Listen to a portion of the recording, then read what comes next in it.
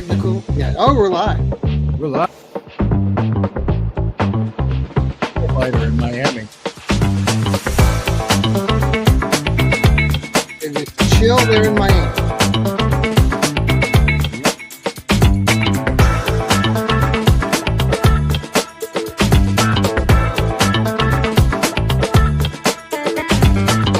Welcome to Stirring the Pot. I was already making comments. Marconi and Johnny Cleveland. Hey. Part of the Fanatical L's Network. Fans first.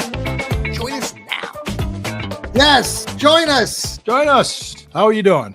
I'm good. Boy, the Cavs are good. Cavs. My God. And look, we're having problems with the Facebook fans first. Already. They've been having issues. I don't know what the deal is. Can we just remove that? Let me let's just remove it.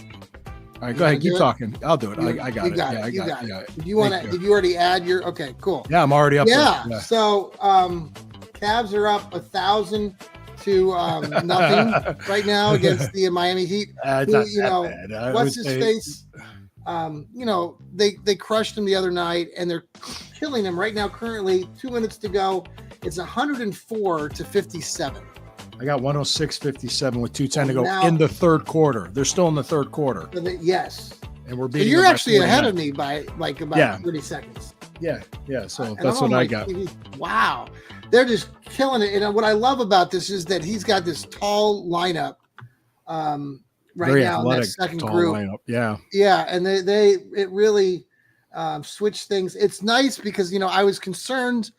I'm a Dean Wade fan. I know Dean and personally we talked about this, but I was concerned because I didn't see Dean was getting a lot of playing time the first couple games, but the last game he got 20 some minutes, and this game he's probably going to get about the same. And I just like the fact that Kenny Atkinson, I like the fact that it seems to me like he's figuring this team out more and more. And as we get deeper into this playoff run, they're so damn talented. I get that this is a contending team, and Darius Garland didn't play in this game either.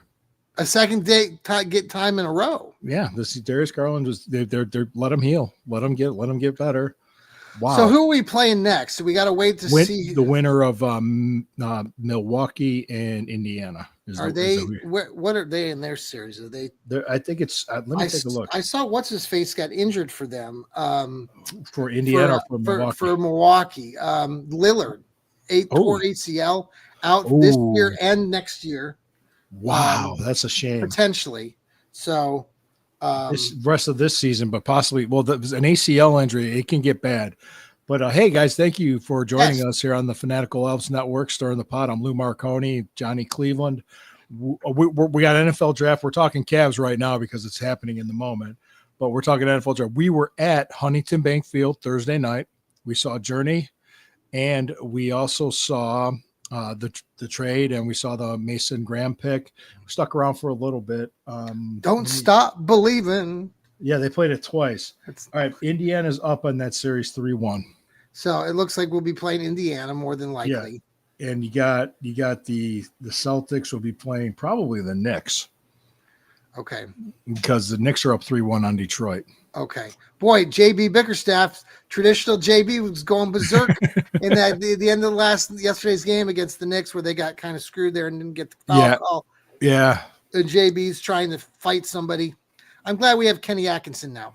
Yeah, he's a great coach. No doubt about it. Cool operator. He just steady Eddie there. 46 to 60 with like 35.7 seconds to go is what I got. I'm glad that we're setting up Hero from Miami. He got on earlier today or yesterday, and he was saying how, the Cavs don't have a really good defense, even though they just got beat up by 50 in game 3. But okay. Go ahead and say what you want.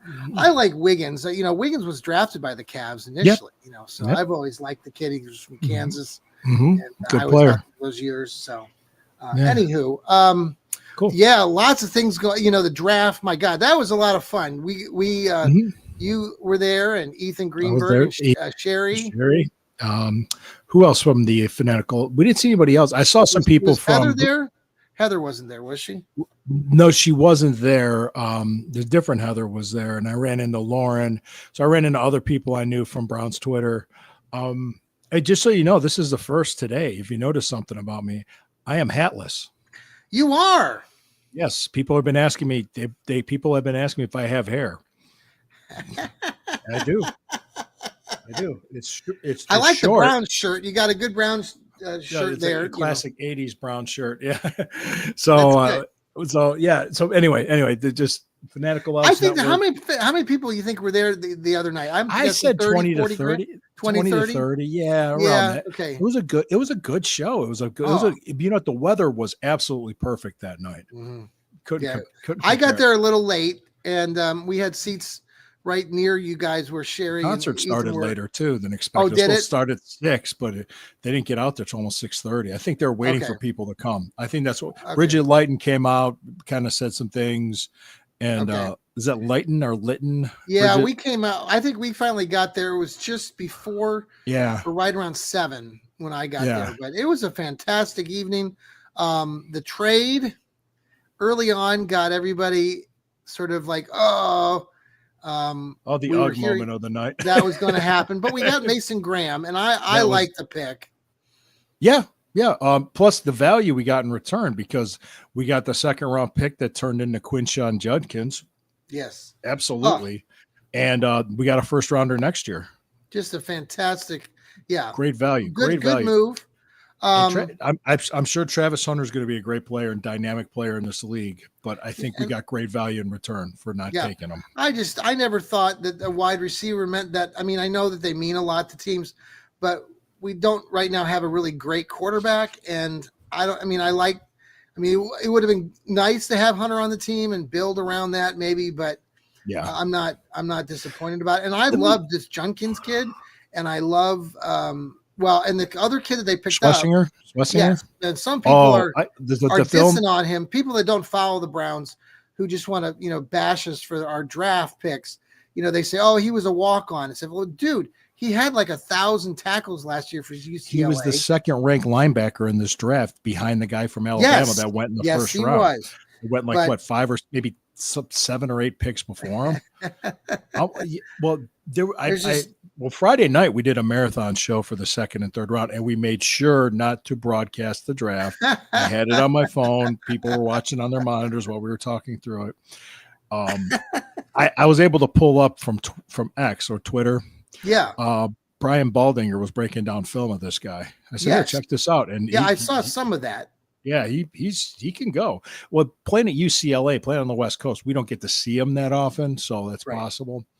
And then the 3rd round, we thought I was shocked. I said Harold Fainin was Harold Fainin Jr., which I was talking about him before the night started, and I even made a joke. About drafting Dylan Gabriel. I made a joke about it. I said, we'll take Gabriel. But I was meaning like with the 33rd pick, but they took him. Do you think, here's my analysis. I know you weren't happy with it. Yeah. Well, but my analysis of that moment, and maybe I'm completely off base, because of course I probably am. But I'm thinking 1, 2, 3, Seattle jumped other teams. Seattle jumped other teams and maybe surprised the Browns at 90. They went into that 92 pick and they took the quarterback Milroy. Jalen Milroy. Yeah. At 92, which was probably, I'm guessing, Cleveland was targeting and was planning on taking at that 94 pick. And then that happened. And instead of trading out, they probably had Gabriel right below Milroy on their board. They would have taken him early in the 4th if they would not have made that trade with Jacksonville to move back in the 4th. Remember that, how they swapped out the 4th round picks? They actually, instead of being early in the 4th, they went later in the 4th. This is what Andrew Siciliano said the next day, and he said if that earlier 4th round pick was still there, they probably wouldn't have taken him there, but they pulled the trigger because they knew he wasn't going to be there later in the 4th. So they wanted to get one of these quarterbacks in there, and they were, and from what I saw too, they were planning on taking 2 quarterbacks in this draft. Now they said that, but maybe it would have been like a Quinn Ewers or Kyle McCord at the end instead. Shedeur Sanders was still on the board. Did Kyle McCord get drafted? Yes, I believe he did. I think he went, I want to say the Colts. Okay. I'll look it up. Go ahead. Well, okay. So the the next big thing, and it was kind of fun. Steve Gill and I were on live on the podcast on Saturday when the news, we came on a little bit after 2:00, or I think it was right after 2, when they announced that the Browns had moved up in the draft from 164 to 144, and so shocked the world and drafted Shedeur Sanders, who was projected to go far. Record went to the earlier. Eagles. Sorry, my fault. Okay. Eagles. Yeah. Go ahead.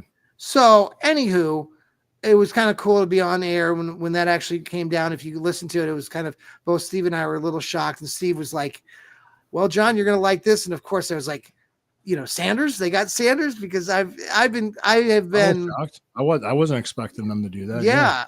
So there's people are talking now that, the Sanders was a 5th round draft pick.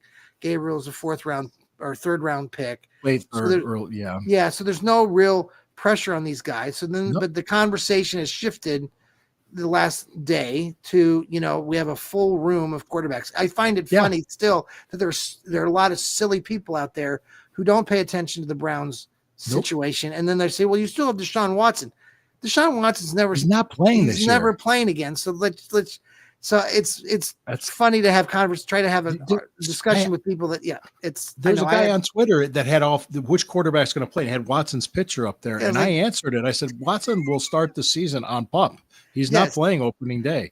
But they're like, well, what happens after that? The Browns they will make things so Watson goes away. June 1st, 2020, post June 1st, 2026, he will be released. Yes. That's what's going to happen. And what they did this year, okay, look at the big picture. Yeah. They loaded up the quarterback room. They threw shit against the wall, and they're going to see what sticks. Yeah. Honestly. Yeah. And Joe Flacco can start, but he can't expect him to start all 17 games. Right. Kenny Pickett could come in too if he's still on the team after preseason.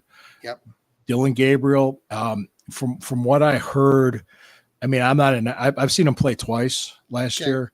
Yeah. I'm not an expert on him, but from what everybody was telling me was that if he was 2 inches taller, he would have been a 1st round pick. Okay. Essentially. Yeah. And he's 5'11". He was listed as 5'11" at the combine. Gabriel. Gabriel was. He's an inch taller than Bryce Young and Kyler Murray. But Lou, I'm just like, I've watched a lot of games, and I've mentioned this to the group, and I don't think you were in our group chat, but I've watched Gabriel going back to when he was at Oklahoma for those 2 years. There's a lot of hype when he was in college at Oklahoma. I just don't see it. And I know a lot of people might disagree, but I see him as a lifetime backup. Yeah, he might start. Like I was kidding with you guys, he might start in week 16 or 17, but that was before Shedeur Sanders was drafted. So we'll see. I mean, come on, Lou. Like I was looking at, they were showing already rookie deals on jersey sales, and Sanders is already at number 2 or 3. And, of course he is. He's Sanders. It's an NFL. Like somebody was saying, well, they could still cut him. The Browns could still cut him at the end of the, at the end of the. They could. They could. They're not, Lou, though. Come on. Probably like not. No, you and I both. I wouldn't be surprised if one quarterback gets traded and they carry 3. Sure. But okay. More than likely. Okay. So let me ask you this. So like Joe Flacco, I was talking to the group earlier today. Joe Flacco can be released after June 1st. And there's no like money tied to it. I was reading something that in his contract, they can actually release Joe Flacco still after June 1 and not be like severely penalized. Like it would hardly be a dent on the Browns at all. So some people are even saying Joe Flacco might be the guy, leaving already. But then there's other people that are saying, well, Kenny Pickett, they're not picking up his 5th year option for the following year. But that was kind of a thought of as that would probably happen anyway. So how do you see it all spilling out right now, Lou? If you had to, I think they're going to have all 4 in training camp. I think they're going to let them play it out and let the best quarterback win.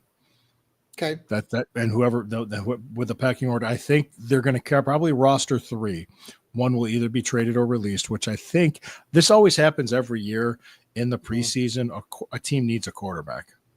So they could probably I could see something happening where, hey, a team's going to need a quarterback. Hey, we got Kenny Pickett. Can you give us a 5th? I could see it happening. I could see that happening. And then Gabriel will be the backup, or and then Shador will be 3. Let them learn. Let these kids learn. Yeah. Let them learn and develop. Let them. I mean, it's your jump. It's a huge jump from from college to the pros. It's a huge jump. So I'm throwing something else out at you, just a random go ahead. thing here Go ahead. with Sanders. So I Shador. put out a poll yesterday saying, is Deion Sanders going to be the next Cleveland Browns coach? And what did they say? 80% of the people said no. No. But I have been talking about this long before this draft. We can go back and find a Fanatical Elves show. And I have been saying that if Sanders came here, you better believe that Deion Sanders prime time down the line here. I just think that you're putting more stress and strain on Barry and Stefanski. And I know all these people out there are saying, oh no, Barry and Stefanski, they got a pass now because the owner came out and said, hey, we swung and a miss. And so it's all on the owner, and the owner knows that. And so we're going to give Barry and Stefanski at least 2 years, regardless of anything. Like I said, regardless of anything, so if this team gets out of the gate, and I've said this to you already, I asked you this question, if they go 1-5 or they're 2-7 at the midpoint of the season, you don't think if they're not doing well, they'll play them. They'll see what they got. Yeah, if they're not doing well. But. So is there any chance that Deion Sanders ever becomes a Cleveland Browns coach? No. Okay. I think he's going to be very busy in Colorado. One thing I don't think you knew this, the Cleveland Browns quarterback coach, yes, Bill Musgrave. Yes, I did know this. Yes, was teammates with tell the people about it. Yeah, yeah, he was teammates with Deion Sanders in San Francisco in the early '90s, and won a Super Bowl with Deion. And I guess when Barry called, yes, Deion said, "Hey, I want to talk to him." Like he wanted to talk to Bill. He wanted to say, "Hey, I bet," yes, and he wanted to talk to Barry. I think he wanted to let him know, "Hey, this is my guess, and I'm just speculating this too." Like he was going to let them know, "Hey, I'm not going to get involved. I'm not going to be meddling. I'm not going to do this." I think that's one part of the reason why a lot of teams let him slide and passed on him. There's a myriad of rumors that I've heard with the pre-draft process and interviews with Shador that he just didn't do it. He just didn't prepare, didn't interview well. Yeah. Didn't play in the East West Shrine games, and all these other quarterbacks did, and that's why they were taken ahead of him. Mm-hmm. So, I mean, I don't know. Maybe he was given bad advice beforehand. I'm not sure.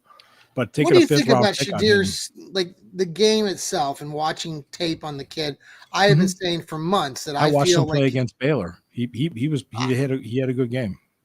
Okay. And Nebraska. Yeah. And Nebraska what I've been saying is I feel like when I watch him on tape that he sits in the pocket and he makes good reads. He's very accurate. And I thought while I was watching him, like a Kevin Stefanski offense, he would fit into that. And I've been talking about that for a long time now. And that's why I'm excited to see what the kid can do. I don't think he's not going to. Preseason's going to be off the hook. Oh, Jesus. Yeah. I mean, we're already talking preseason. These two quarterbacks they're both different. These rookies. They're both very cocky. Did you catch the Gabriel comments before the Ohio State game, before they played them, and how he was talking about how the Rose Bowl or the cold weather game, or like when he was complaining about the weather, Gabriel was, and he'd rather play all the games in California. I heard this. Well, they played in the Rose Bowl, which was in Pasadena, California on January 1st. Right. So I don't know where that came from. He was just complaining about this or that. I mean, the kids played at University of Central Florida, Oklahoma, and Oregon. I mean, Oregon's not exactly warm all the time, but it's the Pacific Coast. So it'll be interesting to see how he does in I know we talk about that. Well, we're building a dome, so don't worry about it. Right. See, and this is where I think it's building to, though, right? Don't you feel like?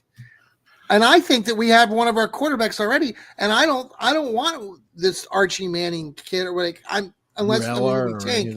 I mean, I know it's really early, but if these guys show it that they are the guy, then you still got 2 first-round picks next year to put towards other needs. Damn straight, yeah. So I mean, it's great. I mean, so let's shift back to the running backs.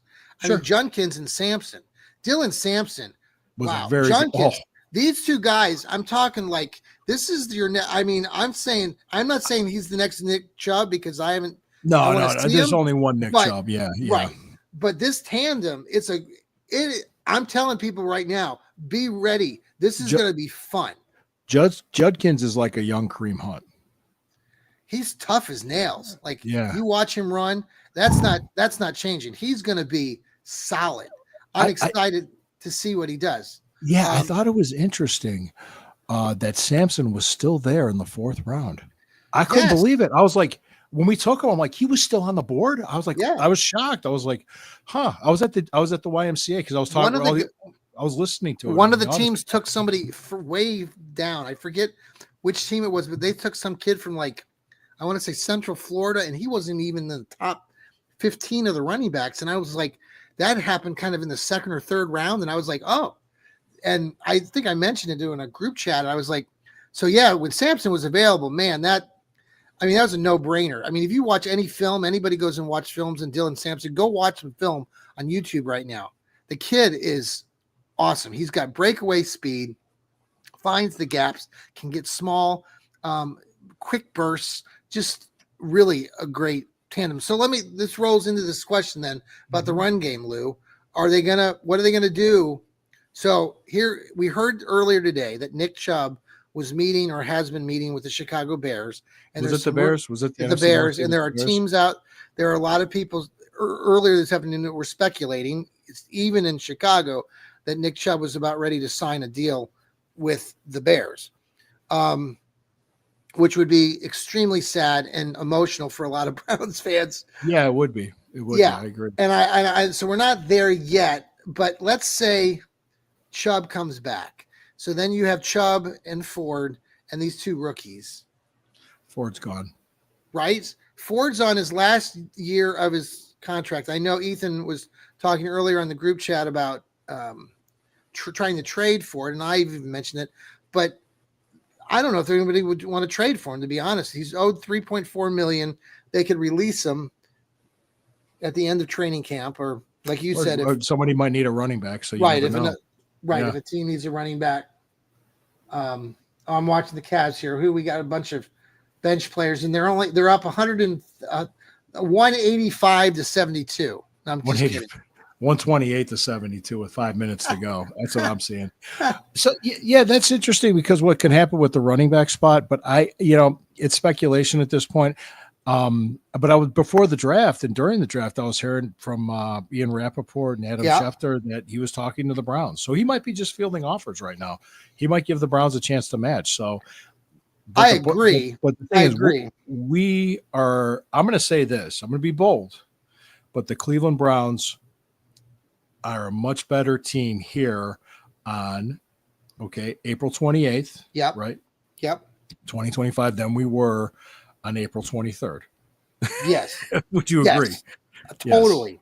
Totally. And then, I wrote an article for Fans First. It should be coming out tomorrow morning at 9:00. Mm-hmm. But I basically said the Browns won the draft, but can that translate to wins on the field? That was the name of the article. That's what we need. Right. Right. And I threw out the players, and I threw out, this is what happened. And I threw out the idea that you and I and all Browns fans talk about this a lot, that, the Browns can win the draft, but does it translate to the victories? And so far in this organization, it hasn't that much, obviously. But then I start talking to this random Browns fans out there, people that loathe the Browns, or like colleagues of mine at work. Yeah, I got some stories. Got some and they don't like the Browns. And then when you start telling them, the Browns had a really good draft this year, I gave them an A, and that's ridiculous. They got whoever takes 2 quarterbacks and 2 running backs, and for God's sakes, what's wrong with you? You guys don't pay attention to football. You got Mason Graham, probably one of the top 5 players in this draft. You got, Schlesinger, and then people say, oh, he was a walk-on. Again, he had a hell of a season, and he's going to have a Butkus Award winner, right? Yes, you have these players of the year in their leagues. You have Dylan Gabriel, who was the player of the year in Oregon, even though, Heisman Trophy finalist. Yeah. 73% completion percentage. Fannin, this tight end from Bowling Green, holy moly. Most productive tight end in FBS history. The kid's a local product. Cannon McKinley. By the way, we were just talking before we went on air. Deontay Johnson. Yes, wide receiver signed a 1-year deal with the Browns. Does this mean Elijah Moore's not coming back? So they did something with that. They put a anybody watching, you can send your comments here, but they did, what do they call it? They put a restriction on the deal today for him so that he can talk to a team and he can sign before May 1st, which is Thursday. So he was visiting with the Buffalo Bills, but they can match the offer, or after May 1st, he can't sign with another team. So they put a tender on it. Yeah. Ethan and Steve were talking about it. I was reposting some stuff for our network about it, so it's on our network. But the Johnson kid, I was just going to go back and say, did you know that he played he was a Toledo Rocket, so another local college product. He had some really good years with the Pittsburgh Squealers. He had a Pro Bowl season where he got almost 1,200 yards receiving. He had several other seasons where he was close to 1,000 yards. Multiple catches, anywhere between 60 and 70 catches in a 3 or 4 year span. So I guess he had quite a hellish last year where he played for like 1,000 different teams and people are questioning his work ethic. Yeah. So, but at least it's somebody else. It's a warm body.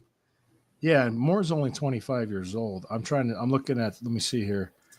So they placed a tender on him. Hang on. Yeah, that's what I was trying to say. No. Free agent tender. No. So 18 mil guaranteed isn't bad, but basically I'm trying to look at what some people are. I don't know what. No, this is old stuff. Okay. I'm just looking at top. I don't see anything about him.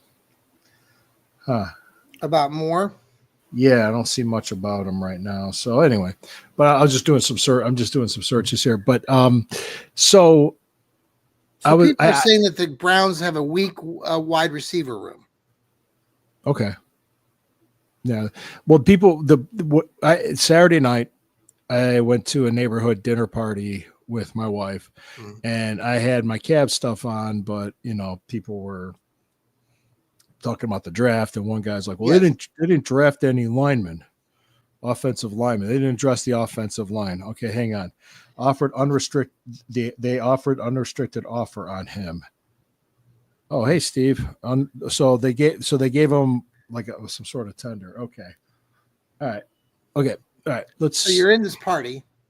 Yeah, I'm in this party, and the guy said they didn't sign it. They didn't draft any offensive linemen, and I said, well, they addressed the offensive line in free agency when they signed Tevin Jenkins and Cornelius Lucas, and they figured they get DeJuan Jones back. They already got Jack Conklin. Yeah, restructured his deal. You got Wyatt Teller and Joe Bitonio back, and Ethan Posick back. Now next year, offensive line is going to be a huge need. This year, no. Quarterback was a bigger need. He's like, oh, and I think the Tevin Jenkins came here because he's going to have an opportunity to play left tackle. Yes, and he might be our left tackle of the future. If he plays well, we'll extend him. He knows he'll get good money. Right. So that's the possibility there. And he's like, okay, but then he goes, well, what do I know? So I said, well, think about how many runs up the middle we would get gashed on. Yes. And now with Mason Graham and Schlesinger, it's not. Yeah, some people are comparing Siki Iki to Mason Graham. I'm like, dude, don't even do that. Why are you doing that? No. I'm like, stop. There's close. A reason that Mason Graham was a top 10 pick in this year's draft. So don't compare apples. Mason Graham was top five prospect. Absolutely. He's a blue chip guy. He's definitely. Hey, Lou, let's pause for a quick break here, and then we'll come right back.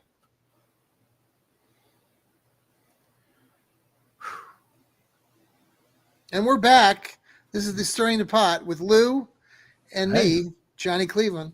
We're 135 to 76 at 351. Oh, they're coming back. It's only it's a nail biter. 59, yeah.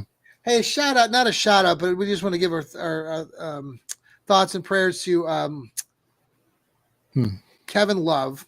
His father passed away, I believe. That's why he was gone. His father was sick. Yeah. Well, Yes. Kevin. Yeah. Thoughts and prayers to you, Kevin. Former Cavalier and plays for the Miami Heat now. So. All right, here we go. This is okay. Steve. Steve's my guy. Unrestricted free agent tender, to be exact. The unrestricted free agent is rarely used, but always teams to retain rights to a veteran. Yeah. So they're retaining the rights to him, even though Yes. he visited Buffalo. Okay. Yes. That's what I figured was something like that. But based on what you were telling me, John, thanks, Steve. Actually, That's Steve good. was on with us Friday night. He did a great job. Oh, really? Good. Yeah. Well, On it's funny. your when the marathon Browns- of like what's that? your marathon show of like My 6 marathon hours? show. Yes. How long were you on there for again? 4.5. Wow. We did 4.5 hour show. Okay. So when the Browns drafted Dylan Gabriel, Steve said these exact words to me. Oh, okay. Try to spin this, Mr. Positivity. So that's what he said to me. And I'm like, all right. Here we go. It's So not the worst. Yeah. What did you say? I pulled up his stats. Well, the kid's been in college for like 10 years, Lou. I mean, they talk about all the yardage that he's made. Games. Well, this is last year. This is last year. 3,857 yards, 72.9% completion percentage, 30 touchdowns, 6 interceptions for a QB rating of 125 in Oregon. But when the people are trying to talk about his record-setting 15,000 yards or whatever in college, I'm like, dude, he you did had that the over most college starts. Yeah. 3 years at the University of Central He'll Florida. be 25 in December. In December, yeah. And 3 days after Oh, Christmas. man, my daughter's going to be 29. I'm feeling pretty old, you know. You and me both. No, like I said, I went from what because I even asked, I said, I didn't even knew they visited him. I had no idea they showed any interest in him. Right. And it turns out they kept it all under wraps. They had him higher than Shador on their board. I mean, I give Moore. Barry some compliment. I mean, I know Steve. Some credit. Yeah, no, I'm not. Yeah. Like, Go ahead. thinks that these guys are masterminds, and I'm like, they're not. I'm sorry, they're just not masterminds. They've had, 2 playoff runs. That's great, but they've also had 3 seasons where they've been just terrible. And I'm not saying, like, look, these guys are good, but they're not like geniuses. And a lot of people that like to really support Barry and Stefanski are always going to saying that these guys are geniuses. And look, they had a good draft. They did some good things. They're human. They're not perfect. Right. And they're young. I mean, Barry's not, he's in his early 30s, right? Isn't he like 34, 33? Maybe a little bit older than that, 37. Yeah, I think he might be in his early 40s. Hey, speaking of GMs, what about that 12-year-old down there in Jacksonville with the Jaguars? What? I was going to talk about that. What an interesting cat. Like, that was weird. No, because they're new GM, new coach, new team. They're trying to get a PR splash on the draft. right. And I'm thinking, like, they made a trade to move up 3 spots, Yes. and they gave up a lot to do that. I thought I was watching the movie Draft Day. Man, I thought it was Kevin Costner and the other guy there. And he's talking about getting that jazz and that Riz and those feels. You're saying all these buzzwords, and I'm watching this press conference. Meanwhile, you got our guy going, well, we had a good analysis on this, and we're trying to get these things going. He says something really cocky too when he says, you fans out there need to trust me, and you need to do it. Like, he was like, dude, you're like 12. Like, shut up. Like, just, do you shave? It's just like, you don't look like you're out of middle school yet. You look like I'd be paying you to mow my lawn, kid. I mean, literally, Lou, when I saw him for the first time, and I didn't know who he was because I was watching, and then I read and it said this is the general manager, and I had to do like a double and triple check, and I'm like, dude, the kid looks like a kid. So anyway, 138 to 83 is the final I'm seeing. Oh man, Cavs completed the sweep. Steve, your comment before we forget, we were talking about that earlier. I think they probably would have gone with Jalen Milroe before Gabriel. Yeah, but Seattle, I think Seattle jumped up to get him because they knew we were going to take him.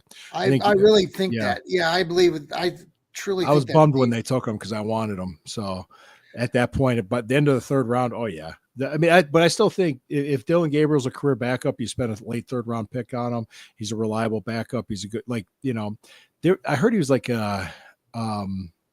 who's the guy in Minnesota that was with Stefanski? He was a back. He played. Yeah, I know. Are you talking about Case Keenum? Case Keenum. He's described as an athletic Case Keenum. Mm-hmm. Left-handed quarterbacks give me the willies too. I'm not comfortable with them.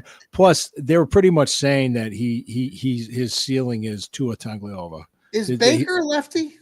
No, Baker's right-handed, as far as I know. Yeah, All Baker's right. right-handed, as far as I know. Yeah. Let's talk about. I wanted to ask you about Nick Chubb. Just one more last. Where do you feel like you think he's? What does Grossi know, Ethan? It's like, maybe, but go ahead. Sorry. No, do you think that Chubb is leaving, or do you think he's just getting feelers out there and going to see if he can up the price? You think he's trying to play one side against the other? If he jumps, Ethan, he gets the 6 foot. Yeah. No, I mean that. Yeah. I am not going. There's no way. There's no way in my opinion that these two, when you put Gabriel and Shadur Sanders side by side and they battle it out, it's going to be one hell of a preseason.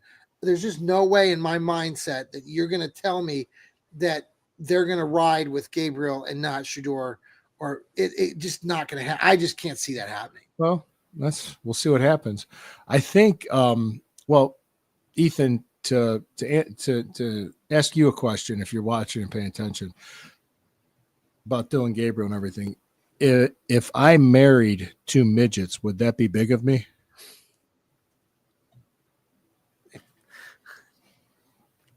And the crowd goes. Is this thing on? Is this thing on?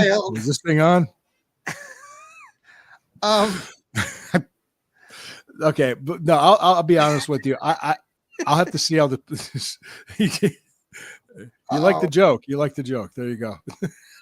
Wasn't bad. Wasn't bad. No, I've done a lot worse. That's for sure. Right? Yes.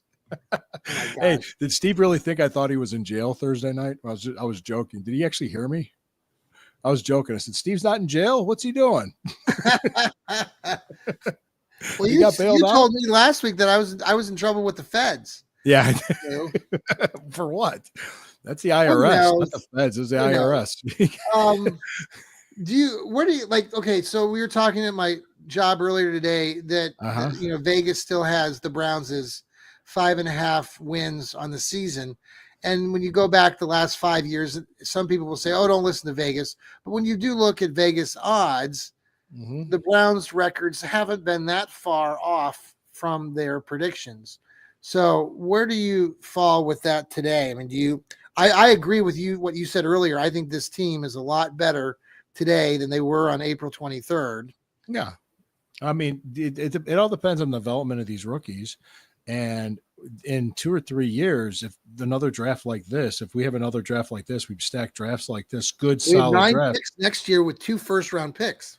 Yeah. We walked into the draft with 11 picks and we came away with 7. I remember Grossi was complaining that Grossi's driving me nuts, man. I try to listen to him now, and it's like I feel like I've listened to Tony Grossi for 10, 15 years now, and I don't know. He's just like, some of his ideas and concepts are just wacky. Well, he asked the question because the first 2 picks were for defense, right? Because the first 2 picks was the middle linebacker, and he says, "What about the offense?" He started complaining that they didn't address the offense early in the draft. Well, and they just said the draft's still going on. We're not done yet. We're not done picking yet. So they ended up taking 5 picks. Yep. 2 running backs, 2 quarterbacks, and a tight end. And actually, the running backs and quarterbacks. I mean, you can debate the quarterbacks, but the running backs were excellent.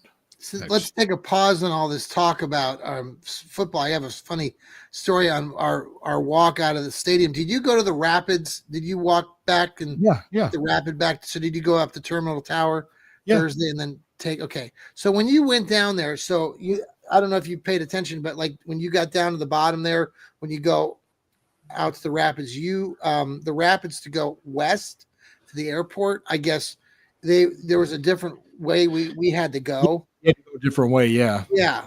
So what's funny is that when we were leaving the ballpark, you and Ethan and Sherry had all left earlier, and a lot of people left.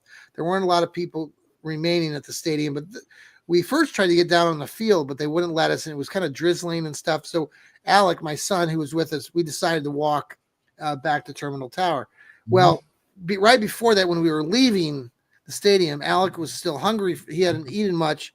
So that, so he, we stopped to get food, and the people there at the vendors, we bought like a pizza, and then the vendors like gave us a shitload of food, like just extra food at the stadium? At the stadium when we were leaving. So we left with not just one or two pizzas, we left with 2 pizzas, like 2 hot dogs, several pretzels. I mean, we had like all this food. And so Alec was so cool. He was like, well, I'm just going to give this to people. Or like if there's a homeless, we have some people there in Cleveland and you walk back to the Terminal Tower, you might run into some people that are homeless. And so Alec was already trying to decide what he's going to do. Anyhow, we ran into some guy. We got down there and we got we didn't get lost. We had to go back the other way. And this one guy was totally like, he had been drinking a lot. So Alec offered him a couple pretzels and he took a hot dog, and it was just a funny moment. You had to be there, but it's funny that they just gave you all that food and you're like handing it out to people. At least that was nice. Well, it was like 10. It was, when did you, because I think we left about 10:30, maybe that night. I was home by 11. So I think we left a little bit after 10. Yeah, maybe. I was exhausted. It was a fun night. It was a fun time. But to be completely honest, it was like, I had to be at work the next day, just like anybody else. And it was just, I took a personal day, which I got a lot of slack from the people I work with, but I'm like, well, I get a few of them every year. So yeah, you're allowed to take them.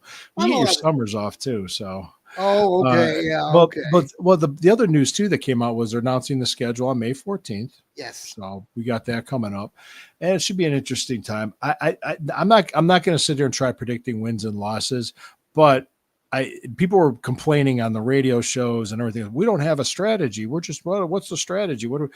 The strategy was to load up the quarterback room, and they did it. So, and the best available. And yeah, are you going to go out and get a Shadir Sanders jersey? No, I haven't bought a jersey. I'm thinking about jersey. No, I did not. You can if you want to. I'm not planning on it. I drank the Kool-Aid initially with Johnny Manziel, as a lot of us did. Just put, it's going to be 2, so you just put Sanders over it. Yeah.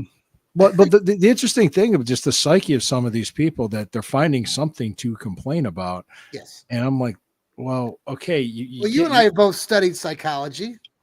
Yes, somehow we have. Well, it's just interesting because it's like if we didn't draft a quarterback, we draft offensive lineman. You're going to complain about not drafting a quarterback when quarterback was the biggest, most glaring need this offseason on this team. Right. Because our quarterback room, we had Jameis Winston, who was a turnover machine. Yeah. DTR was terrible, and Deshaun Watson just as terrible. Yeah. And it was just, really the Browns, when we had decent to good quarterback play last year, decent to good. I mean, even if you want to say good, we're like against the Steelers, against the Ravens, 2 of the 3 wins. The Jacksonville, that was more of a defense win with against Jacksonville, but we were competitive. So with the competitive, Ethan shared this comment earlier about Pickett, that they think we'll get rid of Pickett. Yeah. Like I think they'd get rid of maybe Joe Flacco, but of course it's Flacco mania. So you'd really be, if they get rid of Nick Chubb and then they get rid of Flacco mania, I think maybe you might have a revolt on your hands at Berea. So they have to walk gingerly. My wife just sent me a meme. Not step. No. Let me explain to you what it is. It's a meme. It's a meme. I'll just tell you. It says good men actually do exist. I got the best one. That's what she said. And I replied with, "Is he bigger than me?" So. Man, you are a barrel of last night from the small. She's gonna laugh. She's gonna laugh. She's gonna laugh. All right. That's what I Um, did. Lou, this was kind of a special episode because we were on last week. So we were on last week, but we'll we had to probably do it tonight. we'll probably do 2 weeks from now to do our next show unless something crazy happens in the next week. But we're Browns fans, so that could happen. Well, anything could happen. I just like what the interesting thing we can't go off without saying this. Don't Stop Believing was played during the concert by Journey. Yes. We had the draft pick. Yes. Wyatt Teller comes out, says a few things, and tells us to never stop believing or something like that. Yes. Journey comes out for an encore and plays for a second time that night. Yes. Don't Stop Believing. We have to bring that up. So that if we didn't have be hit with copyrights, I'd play it right now. Well, I want to thank the Browns. I mean, just for season ticket holders, we complain a lot about all the gifts and stuff of the organization, but for them to provide a live rock concert like that was pretty. And a draft watch party. And they rolled the dice with late April in Cleveland on that lake. You don't know what kind of weather you're going to get. My question, to Alec, my son, we were sitting there. I'm like, the Browns really, I don't know if other teams do this on a regular basis. And obviously the Browns don't, shouldn't, we hope that they don't always have a top 10 pick, but bringing in a rock band and doing what they did. And I've never heard of this happening anywhere else. I thought it was fantastic. And if it brings in good money, I'd like to know what the vending and all the stuff that they provided, because there were, like you said, 20, 30,000. There was good people, and we, Sherry's boyfriend and I went to this team shop after the concert. Yeah. And after the Browns pick, because I think we went there and we wanted to get a Journey t-shirt, but they were sold out. Yeah. They sold out Journey t-shirts. Yeah. Oh, yeah. Good. Yeah. Yeah, it was. The weather turned out to be, it was perfect weather that night. It was absolutely perfect. Ran across a lot of people I knew outside of the Twitter universe too. So it's just, it was fun. The other thing, just thank the Browns for that, because they didn't have to do that. I'll tell you what, I'll give them credit where credit is due. They're taking the feedback on things and they're doing better, including providing better gifts, which was this was a great gift. This was a great idea and a great gift for our season ticket holders. I also thought too, they took the feedback on the practice facility and they're taking the feedback with the dome. They're going to try to put together, when they do this new stadium, they're going to try to put together a really good fan experience when it does happen. Well, and it's sad because there's so many people out there.